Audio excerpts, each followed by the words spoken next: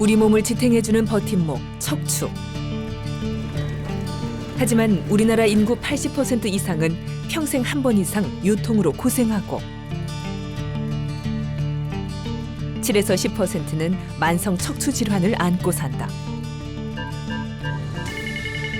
현대인의 고질병인 척추 질환. 그중에서도 우리에게 익숙한 디스크 질환은 한국인이 가장 많이 수술하는 질환 중 5위다. 척추에서 디스크 질환이 가장 많이 나타나는 부위는 요추, 즉 허리다. 그렇다면 허리에 문제가 생기면 과연 어떤 치료를 받아야 할까? 그리고 사람들은 얼마나 정확하게 알고 있을까? 수술보다는 비수술을 선택하려는 사람들이 늘고 있는 요즘. 척추 수술은 반드시 피하는 것이 옳은 걸까? 치료와 관련한 궁금증은 늘어만 간다. 제일 첫 번째 질문은 내가 아픈 게 혹시 디스크 때문에 아픈 건 아니냐는 걸 갖다 꼭 물어보게 되죠. 두 번째는 디스크라고 그러면 수술해야 되느냐. 그리고 세 번째는 수술하면 재발의 위험이 있다는데 어떻게 되는 거냐. 그 세 가지 질문이 제일 많습니다. 30여 년간 척추질환 치료에 힘써온 그와 함께 지긋지긋한 허리 통증을 잠재울 방법을 찾아보자.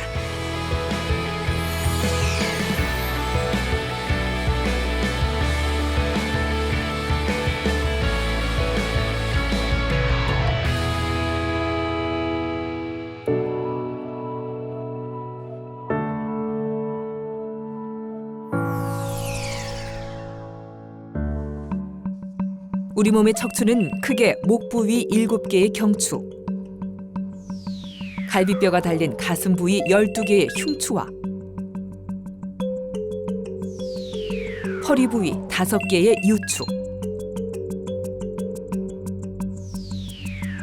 그 아래 천추와 미추로 이루어져 있다. 이 중 가장 문제가 되는 곳이 바로 허리 부위인 유추다. 척추뼈와 척추뼈 사이에는 추간판, 흔히 디스크라 불리는 판이 있는데 이 디스크가 눌려서 돌출되거나 터지면 다리로 가는 신경을 자극해 다리에 심한 통증을 일으킨다. 이런 통증을 하지방사통이라 부르는데 대개 요통보다 통증이 심하다. 비수술적 치료의 이제 대표적인 거는 약물 치료, 운동요법, 그리고 이제 주사요법 이렇게 세 가지로 다 우리가 볼 수가 있어요. 그래서 증상이 그렇게 심하지 않은 것 같은 환자들은 처음에는 약물 치료하고 운동 치료를 하게 합니다. 근데 이제 그게 잘 안 된다든가 아니면 처음부터 증상이 꽤 심해갖고 그 보행도 많이 어렵고 통증도 많이 있는 그런 분들은 처음부터 이제 주사 치료를 하기도 하죠. 1번부터 2, 3, 운동 치료를 시작한 박춘자 씨. 만약 디스크에 큰 문제가 있는 게 아니라면 왜 그토록 통증이 심했던 것일까? 그다음에 5초 정지. 신경을 꼭 누르진 않더라도 디스크가 튀어나와 신경을 누르진 않더라도 거기서 통증 유발 물질이 나올 수가 있어요. 그러면은 이제 이런 증상이 올 수가 있거든요. 우리 몸의 디스크는 단단한 젤리 같은 수핵과 수핵을 둘러싼 섬유륜 그리고 위아래의 종판으로 구성돼 있다. 디스크 질환 초기에 통증이 심한 이유는 디스크가 신경을 누르는 물리적 압력보다도 이때 나오는 염증 물질 때문일 가능성이 높다. 염증이 가라앉으면 통증도 완화되며 심하게 파열된 디스크라 하더라도 시간이 지나면 자연 치유되는 경우가 많다.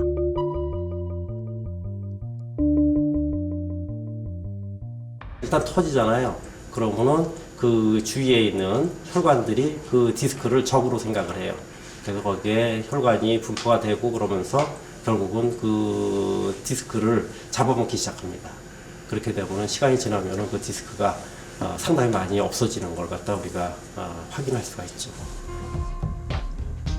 급성으로 나타나는 추간판 탈출증의 경우 주사를 맞은 후 하루 이틀 내에 효과가 나타난다. 주사 치료라는 것도 자주 할 수 있는 건 아니에요.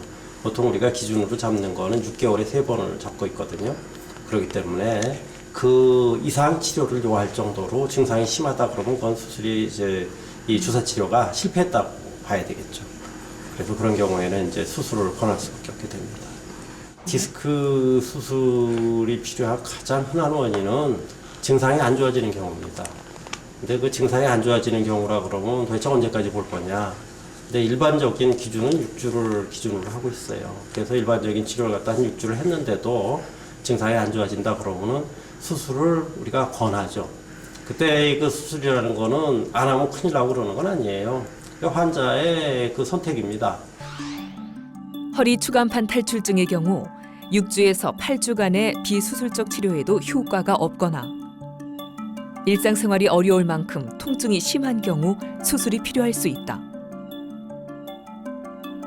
만약 하지마비가 생긴 경우에는 반드시 수술이 필요하며 대소변 기능에 장애가 생기는 마미증후군의 경우 응급수술이 필요하다.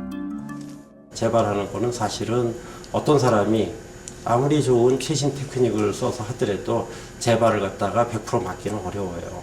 그래서 일반적으로 우리가 재발률도 한 5% 정도를 갖다가 얘기를 하고 있습니다. 재발을 막기 위해선 무엇보다 허리 근육을 강화하는 운동과 디스크 건강을 위한 생활 습관이 중요하다. 그렇다면 어떻게 하는 것이 디스크 건강에 도움이 될까? 척추뼈와 척추뼈 사이에 있는 디스크에는 혈관이 바로 이어져 있지 않다. 대신 디스크 위아래에 있는 종판을 통해 영양분과 산소를 공급받는다.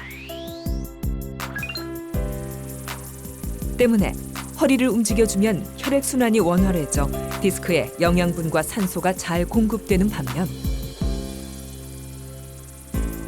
한 자세로 오래 있으면 영양분과 산소 유입이 저하된다. 담배는 디스크에 무척 해로운데 체내의 혈관을 수축시켜 영양분과 산소의 공급을 방해하기 때문이다.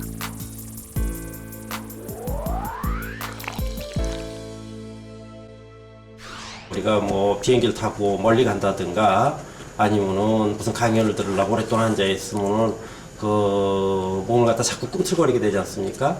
그게 사실은 디스크가 영양분 달라고 얘기하는 거하고 똑같은 겁니다. 그게.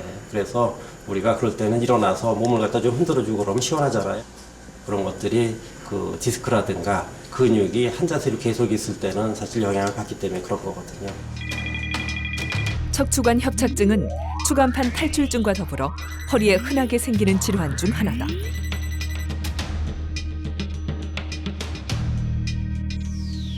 척추뼈는 배 쪽의 척추체와 등 쪽의 후방 구조물, 그 사이에 빈 공간인 척추관으로 나뉘는데 터널처럼 등 쪽으로 길게 이어져 있는 척추관은 뇌에서 나온 척수액과 신경 다발이 지나가는 중요한 통로다.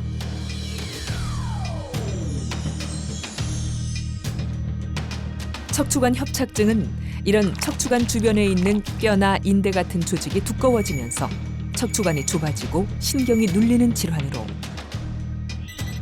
노화와 매우 밀접한 관계가 있다. 주된 환자층 역시 50대 이후 급증한다. 사람이 나이가 들면은 그 모든 게 닳지 않습니까? 오래 쓰면 닳듯이 닳는데 이 허리에서도 디스크도 닳고 그다음에 디스크 뒤쪽에 후관절이라고 있어요. 또 그 관절도 닳게 되고 그러면서 이게 좀 허리가 약해지면은 우리 몸에서 그걸 갖다 어떻게 좀 보상을 해보려고 힘줄도 두꺼워지게 만들고 그다음에 약해진 거를 어떻게 뼈를 갖다 좀 더 만들어서 강해져 볼까 이런 생각도 합니다. 즉 힘줄과 뼈가 두꺼워지고 더 생길 수가 있게 돼요. 그렇게 되면 그것들이 신경 지나가는 자리를 갖다가 그것들이 점유를 하게 됩니다. 그 신경은 점점 자기가 차지할 수 있는 자리가 좁아지게 되는 거죠. 그래서 이제 협착증이 생기는 거예요. 똑같이 다리가 아픈 추간판 탈출증과 척추관 협착증. 하지만 차이점이 있다. 추간판 탈출증은 쉽게 얘기하면 계속 아프다고 보시면 돼요. 증상이 생기고 나서 앉으나 서나 걸어다니나 계속 아픕니다. 근데 이 척추관 협착증은 대개 앉아있을 때는 별로 통증이 없어요. 항상 문제가 되는 건 일어섰을 때 그리고 걸어다닐 때입니다.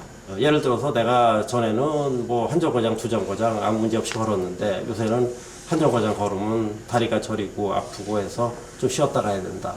이런 식으로 되면 그거는 척추관 협착증이 생겼다고 생각을 할 수가 있습니다.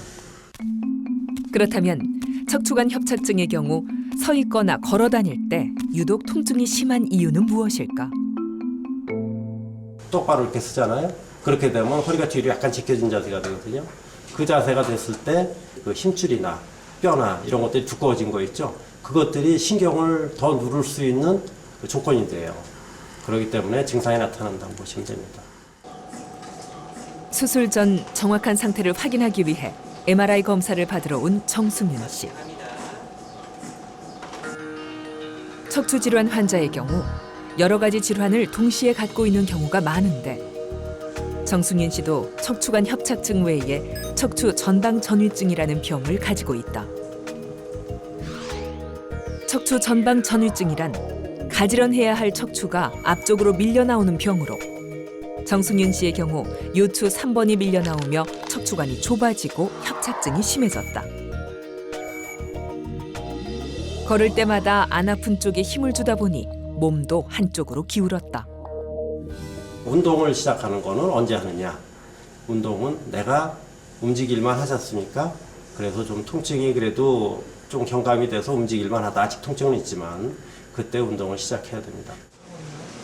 수술만큼 중요한 것이 수술 후 관리. 그렇다면 수술 후엔 어떤 운동을 해야 할까?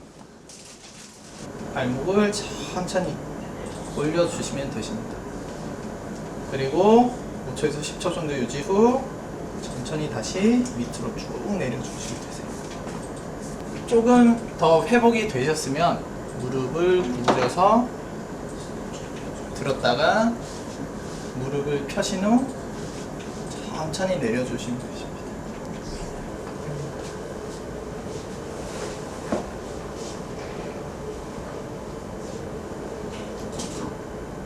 그리고 마지막으로 이거는 약간 이제 복부에 힘이 많이 가는 동작으로 발목을 올려주시고요. 그 상태에서 머리를 이용해서 발끝을 보게 됩니다. 약 5초에서 10초 정도 유지하시고 천천히 내려주시고요. 그렇다면 수술 환자가 아닌 일반인은 허리 근육 강화를 위해 어떤 운동을 하면 좋을까? 양쪽 발을 구려서 약 90도 정도로 각도를 만들어 드리고요. 그리고 나서 엉덩이를 들어 올리시면 되십니다.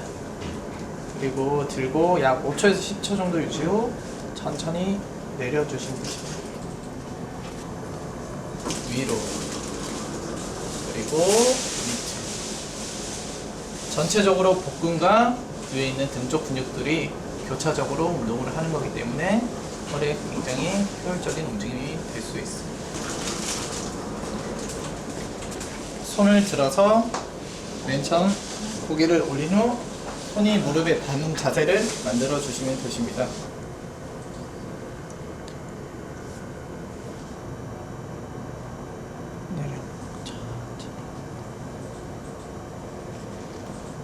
일단은 허리나 복부 근육 굉장히 약하신 분들은 속도를 과하게 해버리면 그쪽에 더 많은 부하가 가기 때문에 본인이 천천히 운동을 하시면서 그쪽에 부하가 걸리는 걸 느끼시면서 운동하시는 게 굉장히 중요합니다.